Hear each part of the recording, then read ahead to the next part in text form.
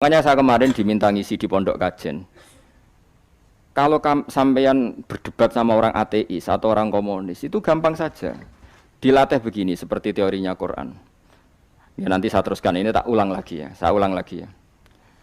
Andai kan nggak pernah terjadi telur itu jadi ayam, nggak pernah terjadi sama sekali.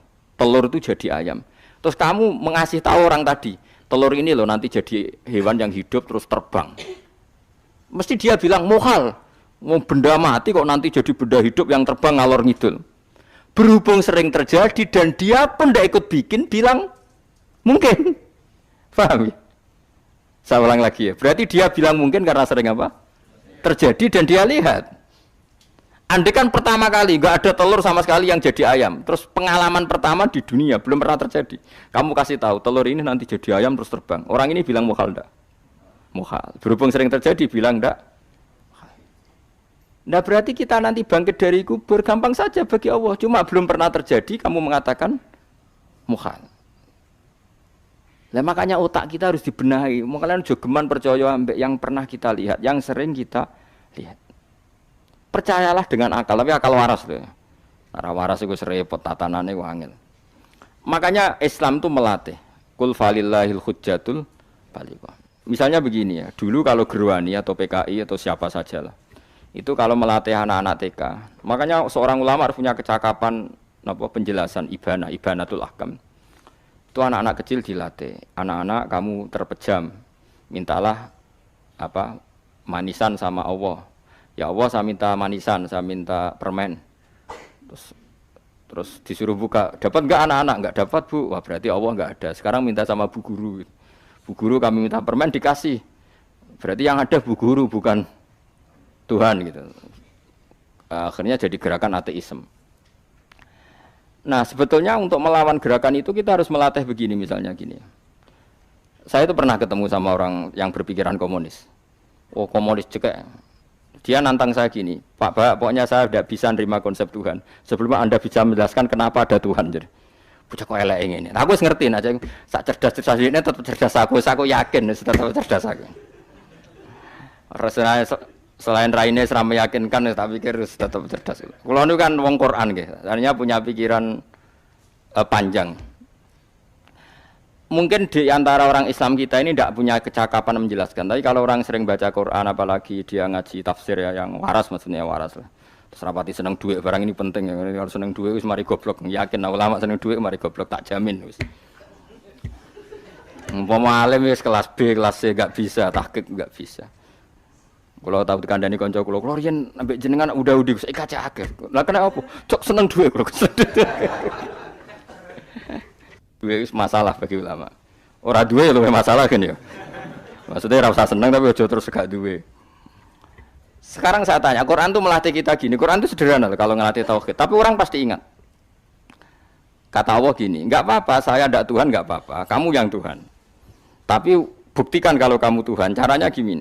Am khalaqus samawati wal ardi. Ya enggak apa-apa, kamu yang Tuhan enggak apa-apa, tapi buktikan kalau kamu menciptakan langit bumi. Mereka pasti ikrar, ya tidak mungkin saya menciptakan bumi, yang saya lahir sudah ada bumi. Yesus lahir sudah ada bumi, enggak mungkin Tuhan. Terus Tuhan membuat pertanyaan kedua, am khuliqu min ghairi syai'in. Ya sudah, kalau saya tidak Tuhan, lalu enggak ada Tuhan, berarti alam raya ini tercipta oleh sesuatu yang enggak ada. Aneh enggak? Misalnya sebelum alam raya ini enggak ada Tuhan. Berarti sebelum alam raya ini kan adanya nihilisme, sesuatu yang enggak ada.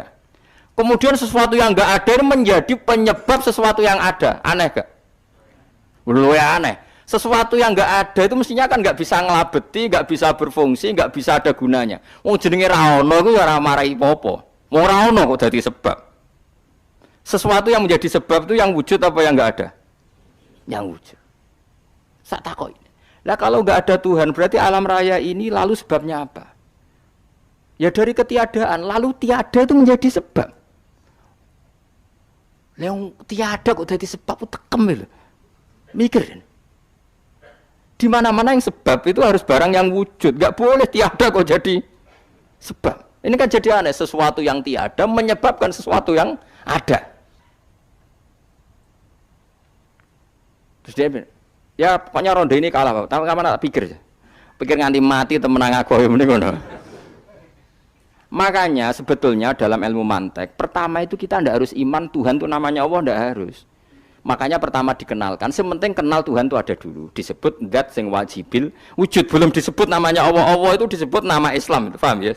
Saya ulang lagi, Allah disebut itu nama Islam. Tapi kalau penemuan akal hanya sampai kita ini butuh zat sing wajibil wujud, sing menjadi penyebab semua alam raya ini. Di bahasa Arab disebut musabbibul asbab. Belum menyebut Allah musabbibul asbab.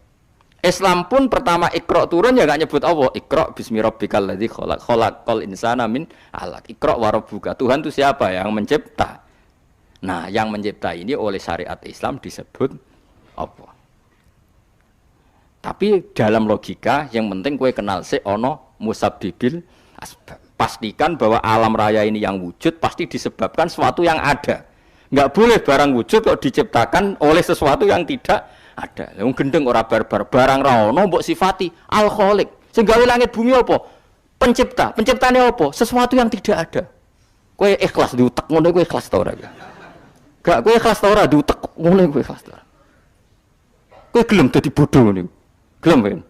Mboten. Nah, nikmat ngono jenenge nikmat batin. Mulane sing suwenang mbek kalimat la ilaha illallah. Wes ana sing bid'ahno Allah iku wong nganggur wis beno sak uni-unine. Tapi kadang memang kita berlebihan. Tahlilan rabar-bar 40 dina ini rabar-bar. Muga alasane wis disangoni akeh tahlil sedih lho sakake penggemar sing keselen sing rantuk sangu ya butuh cepet. Lane cara kula niki penting kula utar nggih. Kowe nek ora cocok tahlilan 40 dina wis ngomong ae kira cocok model harinya. Tapi ki aja menolak kalimat la ilaha illallah iku disifati Kanjeng Nabi kalimat thayyibat. Wong Nabi wis nyifati thayyibah, kalimat yang suci kok nyifati bid. Soal kira cocok wong sebut. Misalnya kamu bilang saja wong mati wis sangu amale lha apa didongakno barang. Nek kowe pengen ndonga ora usah ndonga. Wis ora usah biasa wae. Kula lah mbok dongakno ya ora seneng. Gak meyakinkan. Karo dene mlebu swarga butuh dongamu ora ono swarga fadhole pangeran lha apa mbok dongakno barang. Ya tapi kowe donga aku ya seneng. Senenge ya semau lah timbang nyanyi-nyanyi rame-rame sadok donga. Mbok mandi mbok ora pokoke donga. Saya ulang lagi ya.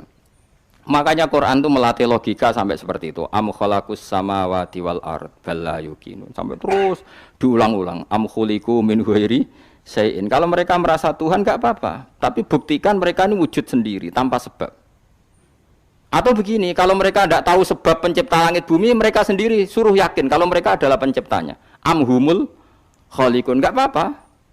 Ya tapi masih Abu Jahal gendeng lah, masih Abu Lahab ngawur lah, nak takoki, ya wes pangeran kowe wae sing gawe langit bumi. Penggemarnya saja pasti tertawa. Mosok Abu Lahab darani pencipta langit bumi, wong lahir wae ning bumi. Tapi Quran oleh gojlok am khalaqus samawati wal ardo. Apakah mereka menciptakan langit bumi? Bala yuqinun, mereka pun tidak pernah yakin. Jadi itu pangeran. Makanya di mana-mana orang alim itu suka debat. Karena pangeran sendiri kalau menjelaskan kebenaran seringnya juga nantang debat. Kata Allah, Qul ara'aytum ma tad'una min dunillah aruni madza khalaqu minal ardi am lahum syirkun fis samawat. Enggak apa-apa mereka Tuhan kata Allah, tapi buktikan zaman langit diciptakan mereka memberi kontribusi apa? Apa urun bego, apa urun cagak, apa piye lah pas aku gawe langit iku dekne urun apa jare am lahum syirkun fis samawat. Misale urun apa lah? Urun tol ta urun apa lah. Itu pangeran. Mereka kan pasti menjawab enggak. Terus itu nih kita bimbing qobliyada. Kalau kamu nggak percaya Quran sebagai kitab buah nggak apa-apa, tapi buktikan kamu punya kitab tandingan. Nggak, mereka nggak punya juga. Atau gini, nggak usah Quran, ke sakralan. Au atharatim min ilmin, atau kajian ilmiah yang membuktikan bahwa Yesus itu Tuhan, atau yang membuktikan bahwa berhala itu Tuhan. In kuntum shodiqin, nggak apa-apa kalau kamu benar buktikan. Nah itu makanya semua nabi itu punya kecerdasan, karena tadi nabi kadung nantang itu nih kita bimbing qobliyada au atharatim min ilmin in kuntum shodiqin. Tapi sekarang orang alim soleh itu jarang. Sing ngono anggere wong soleh rapati ngalim, anggere sing alim biasanya rapati soleh. Lah kula termasuk rontok-rontok ya isih rontok soleh ya rontok, tapi lumayan masih menjaga hujjatullah tadi. Sebab itu ulama dulu mengajarkan Allah itu siapa? Disifati zat sing wajibil wujud. Karena alam ini kadung ada. Kalau alam ini kadung ada, pasti penyebabnya sesuatu yang wujud. Tapi kalau wujudnya mungkin bahaya. Wong sing gawe wae wujude trimo mungkin, bisa wujud bisa tidak. Makanya dipermanenkan yang gawe alam ini zat sing wajibil wujud. Sing wujudnya wajib. Wajib itu enggak bisa enggak pasti wujud. Nah, terus kita kenal itu namanya khaliq, itu musabbibil asbab, itu khaliqul asya. Lalu oleh Islam zat yang demikian itu disebut Allah. Terus jadi la ilaha illallah. Nah, orang yang bertauhid gini tentu punya kenikmatan batin yang luar biasa.